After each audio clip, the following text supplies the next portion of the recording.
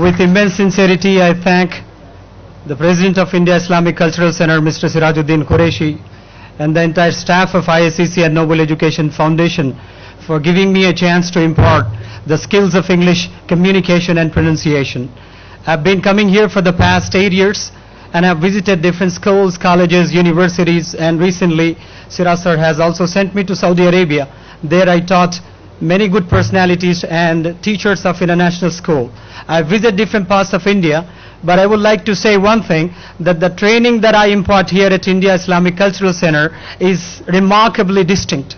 It is remarkably distinct because of the love and respect Siraz sir gives me.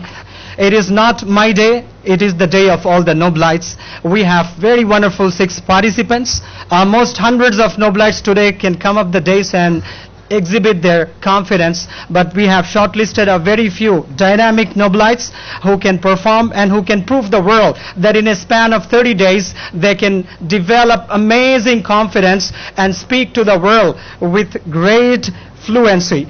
Let me tell you, the girl who was invited here to deliver a speech on the 2nd or 3rd week, she was not even able to stand here up the days. She was moving hands and legs. She did not know how to stand here up the days, but she has groomed herself to a perfect position now. And may I invite the girl who is known for amazing pronunciation, Atika Siddiqui, to come here and deliver a speech. Thank you for that introduction, sir. Assalamu alaikum and a very good evening to all of you. I'm Atika Siddiqui and I'm going to talk about an ideal leader and good governance. The enemies of Islam in Makkah were very cruel. When Prophet Muhammad, peace be upon him, conquered Makkah, the companions and the followers of Prophet Muhammad, peace be upon him, captured all the enemies and brought them to Prophet Muhammad, peace be upon him, with slogans.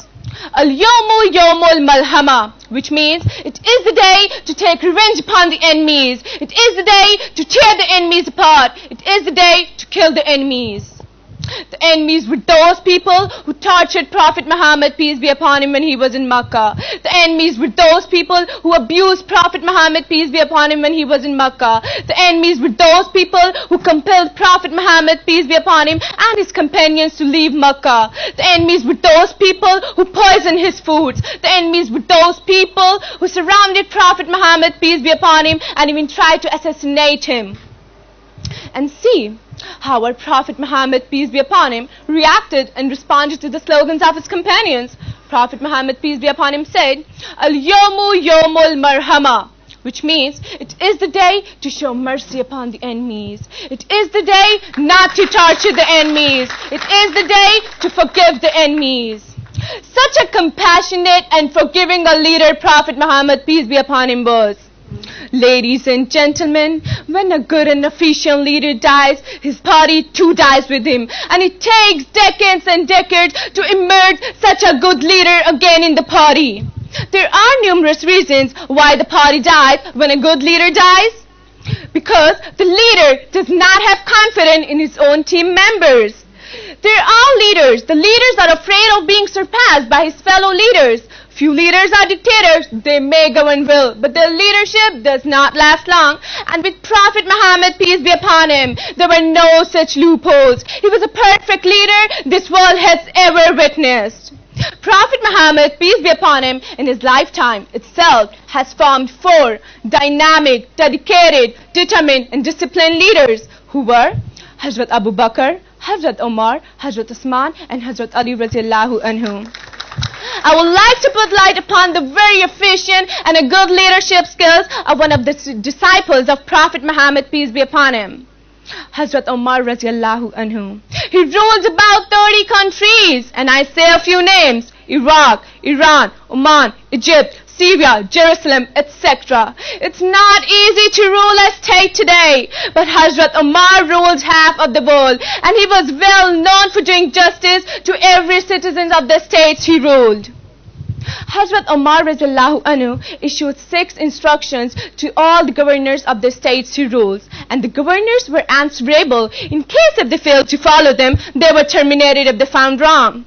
Number 1, not to wear fashionable clothes. Ladies and gentlemen, we are very lucky to have our Chief Minister, Mr. Arvind Kejriwal, as a chief guest today.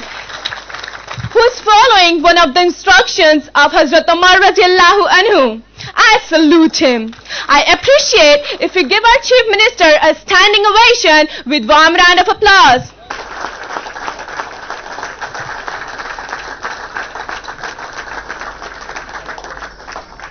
Thank you very much. I hope our Chief Minister will read the biography of Hazrat Umar radiallahu anhu to understand how he ruled half of the world and importantly did justice to every citizen. The 6 instructions of good governance issued by Hazrat Umar radiallahu anhu were: number 1, not to wear fashionable clothes; number 2, not to eat delicious food, and which means not to have a variety of food at the same time; number 3, to let the common people have easy access to the concerned people at office; number 4, to let the office function 24 hours a day; number 5, to attend the funeral ceremonies of the citizens of the states he ruled; number 6, to visit the people who are sick and ill. Is anybody in the world can name a leader who rules half of the world but won't torn clothes with patches on them? Is there any leader in the world who carried cans of drinking water on his shoulders for poor and widowed women? Is there any leader in the world who visited the places alone without being escorted by guards? Ladies and gentlemen, it was Hazrat Umar radiallahu anhu. That's why probably Mahatma Gandhi, the father of our nation, said after independence that if India seeks good governance, India should be ruled by a leader like Hazrat Umar radiallahu anhu. Ladies and gentlemen, I have not only improved my public speaking skills by attending this personality development workshop, but after listening to the lectures of my mentor, Mr. Munawwar Zama, I've become a better Muslim. I've become a better human being. I've become a disciplined individual. And all the credit goes to my beloved trainer, Mr. Munawwar Zama. I remember when Zama sir called me up the days for the first time, I was not even able to stand properly. I was moving here and there and out of fear. And the reason why I'm standing here today is just because of his efforts and determination. Thank you very much, sir. Thank you very much for being such a good supporter. Thank you very much for being such a good motivator. I'm blessed to have a guardian and a trainer like you in my life. I would also like to thank Mr. Sirajuddin Qureshi, the President of India Islamic Cultural Center, for providing this amazing personality development workshop for the youth of North Indians for the 8th consecutive year. I wind up my speech with a special thanks to our chief guest and to all distinguished judges and to you all wonderful people for listening to me with a great patience. Have a wonderful day. Dear Chief Minister, sir, you are known across all over the India for your simplicity.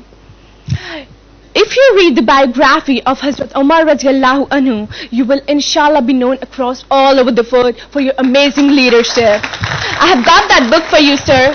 May I represent it to you, sir?